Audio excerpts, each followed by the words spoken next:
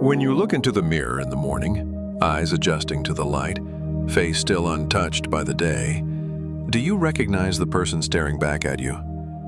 Or do you see someone shaped by expectations that never truly belong to you? Modern life never stops long enough for these questions. Noise and motion pull you under, leaving only fragments of your soul visible beneath the surface.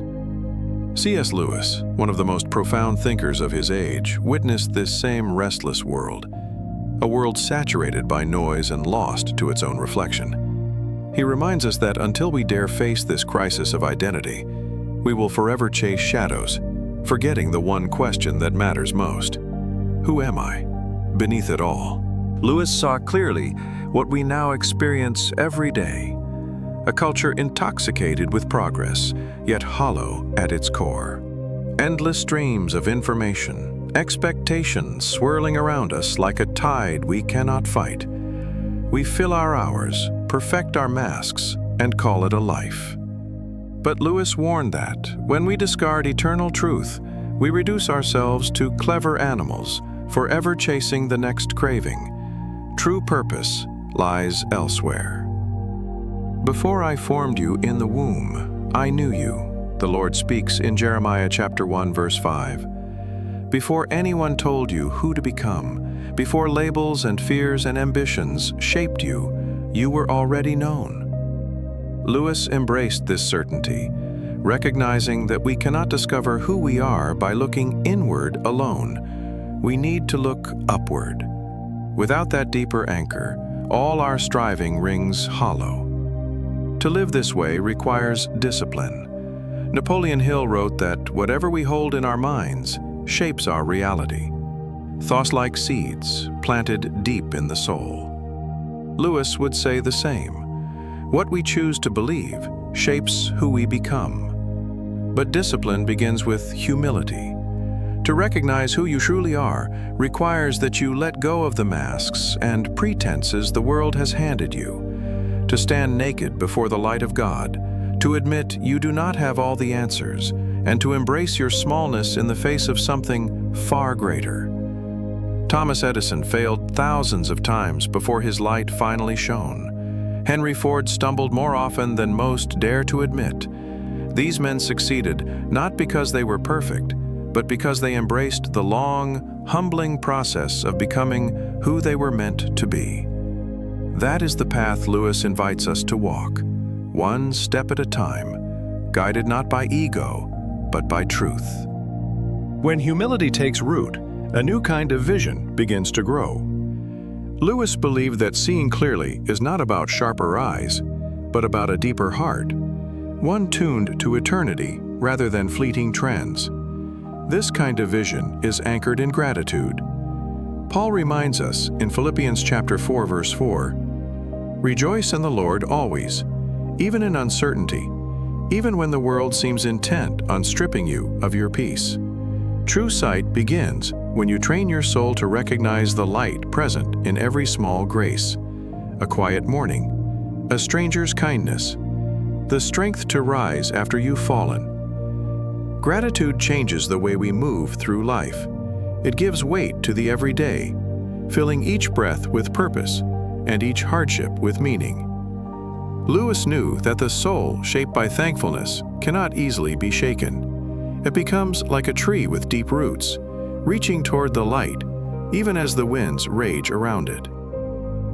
Lewis says connect is even death into all device division. Vision and gratitude alone cannot carry you. Life is unpredictable, full of sudden turns and harsh realities.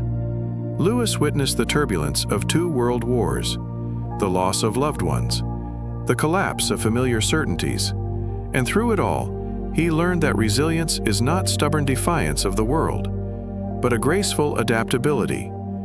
It is the kind of strength that bends like a young sapling before a storm, then stands taller once it passes. Proverbs chapter 24, verse 16 reminds us, "Though the righteous fall 7 times, they rise again." This is resilience, to rise again and again, with the quiet conviction that every fall is a lesson, and every lesson a stepping stone toward who you truly are. And this is what Lewis would call an education of the soul, a process as patient as the hands that rebuild what was broken, as hopeful as the light that returns after the longest night.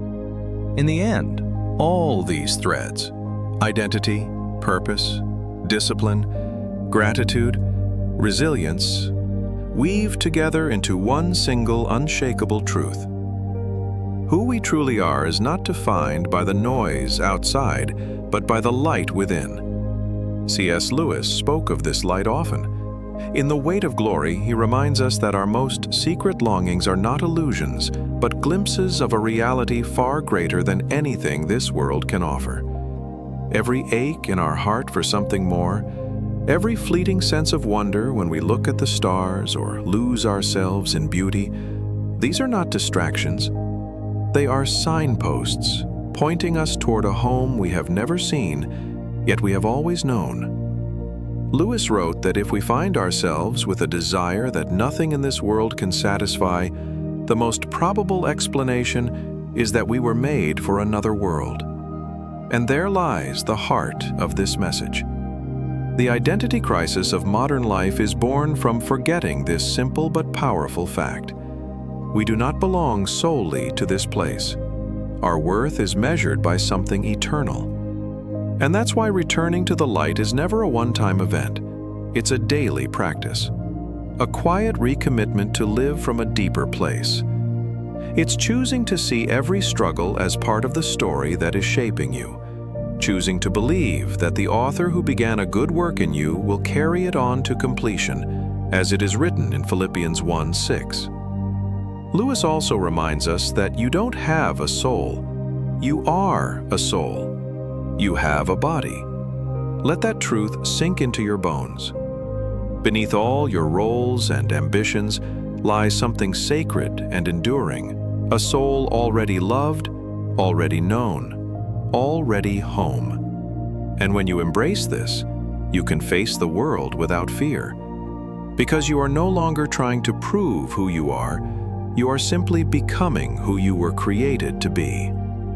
Even the pain that once felt meaningless will, in time, reveal its place in a larger pattern, like a single thread finally seen as part of a grand design.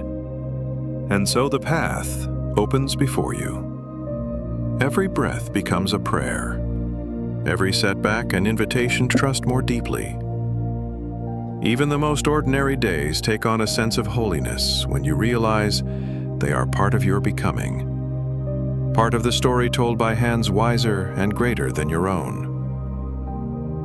If these words have stirred you, if they've given you a moment of clarity or comfort, I encourage you to like this video, not as a transaction, but as a way to share this light with someone who might need it too. Every like matters because it allows this message to reach someone else searching for hope and meaning in a world that often feels so dark.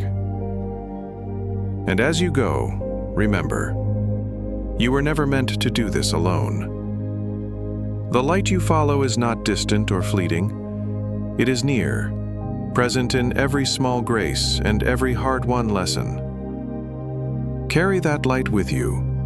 Let it shape your choices, your words, and your days.